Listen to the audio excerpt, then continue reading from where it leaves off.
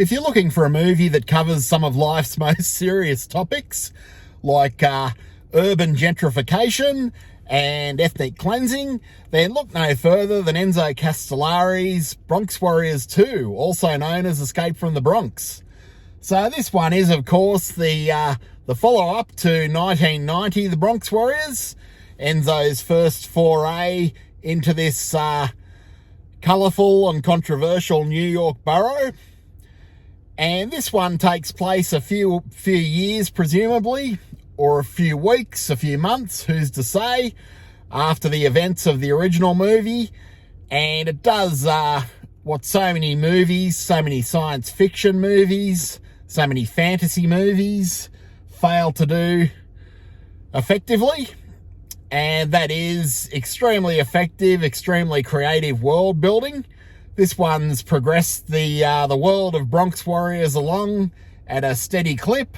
It's just different enough to the first movie to pique our curiosity, but not so different that it looks completely alien to the events of the first movie. So the movie opens up with a close-up of an ominous-looking poster urging residents of the Bronx to leave for a new and wonderful life in enchanting solar houses in New Mexico. And I don't think it'll surprise anyone to learn that the enchanting solar houses in New Mexico are a bit of a furphy, bit of a false promise from the powers that be, who are desperate to get rid of the original residents of the Bronx and level the whole place and gentrify the shit out of it, so that it basically looks like Times Square of 2026. So this one is a movie that I fondly remembered as a kid, and it begins with this scene, of course, as we're introduced to our disinfestors, who are urging people to leave now and leave peacefully. But it is a poison chalice, the promise of enchanting solar houses in New Mexico. So the disinfestors are basically a pest extermination squad on steroids. So presumably they're used to dealing with things like rats and mice and cockroaches, bugs, fleas, termites, things like that. But the Disinfestation Annihilation Squad have basically morphed into this kind of paramilitary unit, apparently, for their latest job. And they're led by a guy called Floyd Wangler, who's played with great gusto by Henry Silva, who's chewing up the scenery as always. So instead of being your garden variety pest exterminators, this company has kind of morphed with this latest private equity firm contract into a kind of paramilitary extermination squad, and they're driving the agenda of the gentrification of the Bronx, rather disturbingly, with Italian-made submachine guns and Italian-made flamethrowers.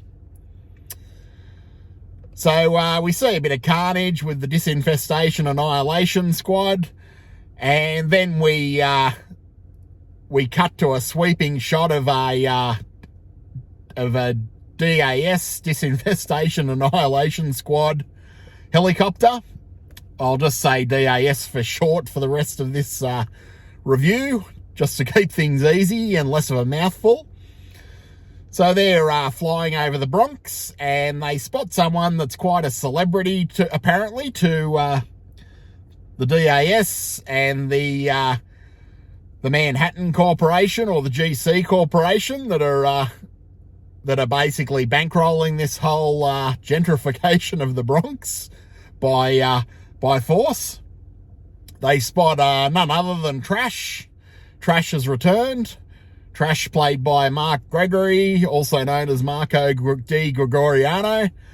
And Trash is basically walking along a desolate Bronx wasteland rather enigmatically. Trash, of course, looks like Slash from Guns N' Roses, and he is our lead hero, our lead protagonist, the head of the Bronx Resistance in this movie. So the DAS guys in the helicopter get very excitable. Basically, for them, finding trash is like the CIA finding Osama bin Laden. So that's the same level of excitement, of jubilation, of urgency to exterminate him, if that makes any sense. So they start firing upon Trash. Trash pulls out his trusty 6-shooter, channeling John Rambo, I guess you'd say, knocks the helicopter out of the sky, and the score remains 57 DAS guys dead and 0 on Trash's side for casualties. But that changes quite swiftly. The Disinfestation Annihilation Squad, the DAS, make a beeline for Trash's parents' house, of all places. So Trash's parents are quite colourful Bronx characters. A lot of other people in this movie have fled beneath ground. They've hidden. They've run away, trying to find those enchanting solar houses in New Mexico, but not Trash's parents. So Trash's father in particular is quite the character, played by Romano Pupo. I refer to Trash's father as Trash Senior. And he's a cliche, he's got the cliche Brooklyn sort of accent, as does Trash's mother. You hear Trash Senior, he cracks a beer. He reminds me a bit of Joe Curran from the movie Joe in this one. Cracks a beer and he's ranting and raving about how the neighbourhood's going to hell, but not going to hell in the usual fashion with crime or with hippies moving in or anything like that. It is going to hell with the DAS going door to door, basically flamethrowing and machine gunning all of the Bronx residents they can find in the grand scheme of gentrification. So he's got some great lines here. He's like, who the hell wants to live in New Mexico? And and he has a point there, I guess. I've been to New Mexico, and it probably only makes sense to live in if you're going to live in a weird commune or something like that, or sell jewelry or paint or something like that. And Trash Senior doesn't strike me as the artistic type.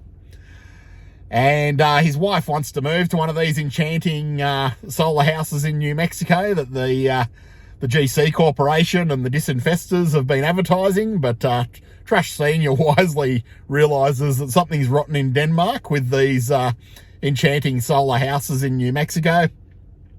Next minute, there's a knock at the door because obviously the GC Corporation, I think they're associated with the Manhattan Corporation as well. They've basically instructed that Trash's parents are to be eliminated, presumably so they don't breed more little bouncing baby Trashes. So there's a knock at the door, and I did forget to mention the decor of the house, of the apartment. It's quite interesting. Trash's parents are so proud of Trash that they have a life-size poster of Trash, which is awesome. But Trash Senior basically realises the jig's up, and he grabs a baseball bat. He opens the door. He smashes the plexiglass helmet shield of the first disinfestor in, and promptly this little show of resistance doesn't end well, as Trash's parents are turned into trashy toast, I guess you'd say, by the flamethrowers. And this leads us to the rest of the movie, which is kind of a Bronx Warriors resistance type tale. This one gets accused of being an Escape from New York ripoff, but it isn't really. It's really is its own thing. It's a bit of world building. Really progresses the whole Bronx lore on from the first film, which is great. And it achieves it in such a way that most movies do fail with their sequels or prequels or whatever the case may be. So this one sees Trash basically rallying the forces of the Bronx and coming up with a half-baked plan to kidnap the head of the GC Corporation, played by Thomas More, who's director Enzo Castellari's brother. And the whole thing naturally culminates in a bloodthirsty, bloody battle for the Bronx, with the ragtag Bronx survivors allying against their common foe being gentrification, basically, and ethnic cleansing. So this is a very cool movie. So many cool things to say about it. I hope I don't forget any of them. The characters are amazing. Mark Gregory always cops a lot of flack for his acting, but genuinely, to me at least, he does show a bit of growth in the character of Trash. When you compare this one to the first movie, Trash kind of wasn't quite as jaded, still had a little bit of hope for the future. Not sure what that hope was, because the Bronx of the first movie was no picnic either. But in this movie, he has kind of turned into this jaded, nihilistic character.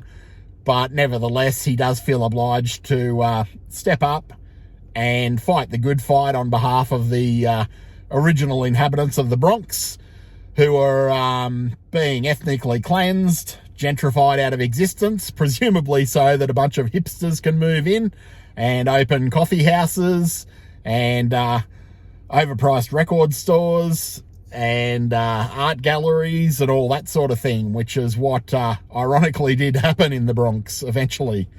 So life very much did imitate art in terms of the Bronx Warriors movies. A bunch of other cool characters as well. Massimo Vanni plays Little Big Man in this one. Antonio Sabato Sr., not to be confused with Antonio Sabato Jr., plays Doblone, who's like this literal underground resistance character and black marketeer. He loves not only chewing up the scenery, but also chewing up carrots. And then we have Moon Grey, who's the intrepid reporter with the most, the thickest Long Island accent you've ever heard of. Moon Grey kind of looks like and sounds like the nanny on steroids. And she sneaks into the Bronx to basically blow the lid on this huge story of urban renewal, and not only urban renewal, but urban genocide. And then we have Giancarlo Preti, who plays Strike, who's kind of the Han Solo, Snake Plissken type character of this movie. And he's recruited or enlisted to help to kidnap the president of the GC Corporation so they can negotiate the release of the Bronx back to the original inhabitants, presumably. The Bronx kind of plays the Strait of Hormuz role in this movie in a sense. And Floyd Wangler, played by Henry Silva. So many good characters, it's easy to miss some in this movie. But Henry Silva, who some of you may have remembered from films like Trapped or Mr. Scarface, he's the head of the Disinfestation Annihilation Squad in this one. He also chews up the scenery. It's almost a running contest between him and Antonio Sabato Sr., not to be confused with Antonio Sabato Jr., as to who does chew up the scenery of this futuristic Bronx locale more than the other. Quite a few memorable pieces of dialogue in there from Henry Silva, and perhaps some of you would like to share some of them in the comments. For me, I love the scene where he's talking about the Bronx residents and he puts on the accent. And he talks about how they're goddamn hard to kill while smoking a cigarette or a cigar. And the whole character's quite entertaining to me because I picture this guy who was kind of exterminating cockroaches and termites and rats and mice 6 months ago, and then took some brief paramilitary training, and now he's in this entirely new role. All of the power's gone to his head as he's exterminating innocent people, the original inhabitants of the Bronx. So the whole premise of this one did seem quite far-fetched to me as a kid, quite over the top, quite unusual. I always wondered how you could have this genocide taking place just across the river from a bustling first world metropolis. But as we've unfortunately seen, it does seem quite easy with the complicity of the authorities and the media to literally get away with murder in 2026 in particular parts of the world. And that's all I'll say about that, because I think you get demonetized, even though I'm not monetized, but you never know what happens in the future if you mention a certain conflict or a certain people. And here in Australia, you can get thrown in the clink for mentioning certain people in certain contexts as well. So we won't do that.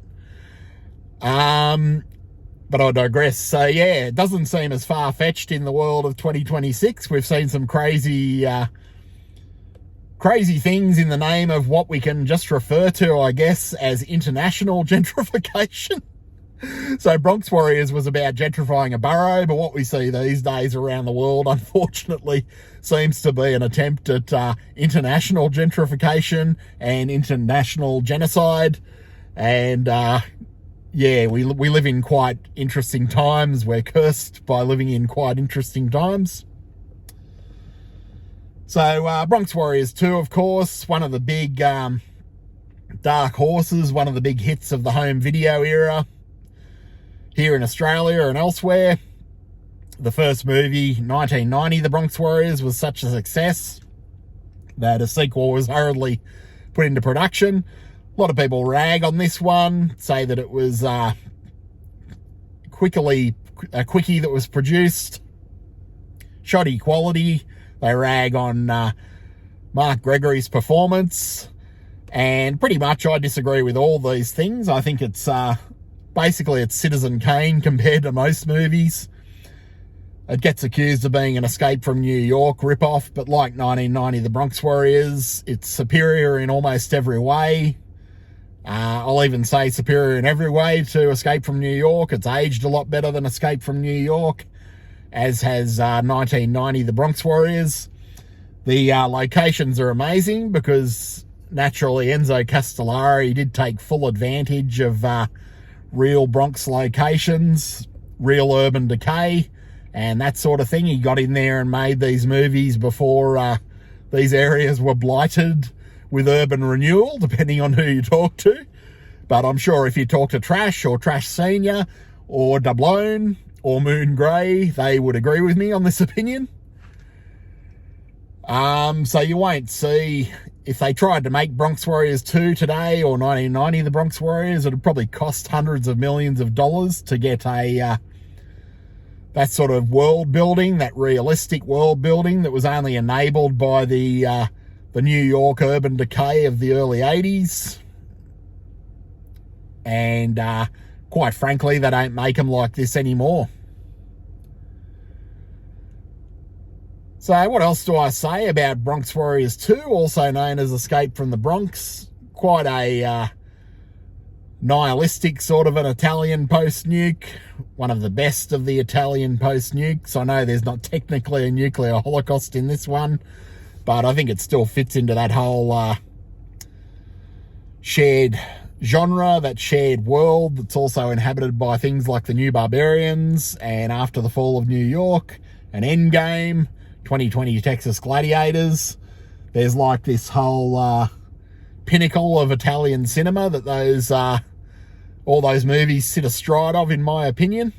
And they have, ironically, they've aged much better than the movies that they were inspired by in a lot of cases. And Bronx Warriors 2 is no different. There's a gritty realism, a comic, an awesome comic book quality to the Bronx Warriors movies, both Bronx Warriors 1 and 2. And it's always been my opinion that these movies would make an awesome graphic novel series if anyone was to take it upon themselves to produce that, to commission that. I'm sure Enzo Castellari would be up for a few dollars for adapting these as a graphic novel series. And they're full of larger-than-life characters, and like The Warriors, another movie that these movies get compared to, these movies really do feel like a comic book brought to life.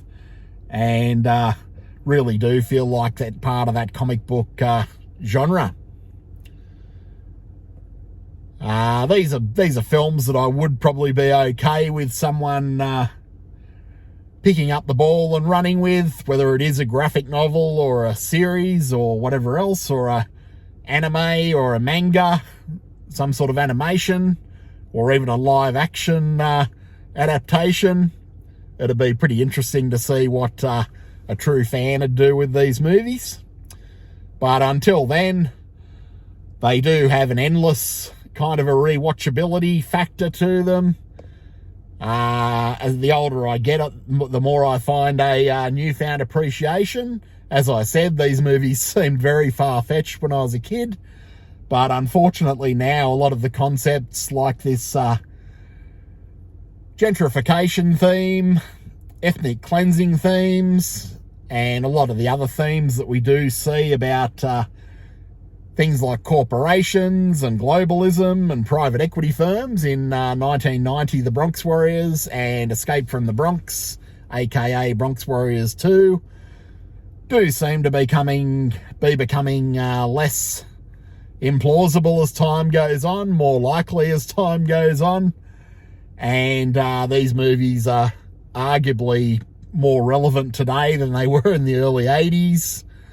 In the early 80s, we did have a lot of mum and dad or mum and pop businesses, like mum and pop video stores, mum and pop corner stores, mum and pop hardware stores. And now with the sad state of globalization, I guess you'd say, the themes of the Bronx Warriors movies are more accurate than ever, more closer and above the target than ever. And I think they resonate more than ever. And despite their flaws, despite the rough edges, or perhaps because of the rough edges, I think these movies will continue to attract hordes of new fans as long as people are exposed to them. And if you haven't seen 1990 The Bronx Warriors or Bronx Warriors 2, I'd highly encourage you to check both of them out.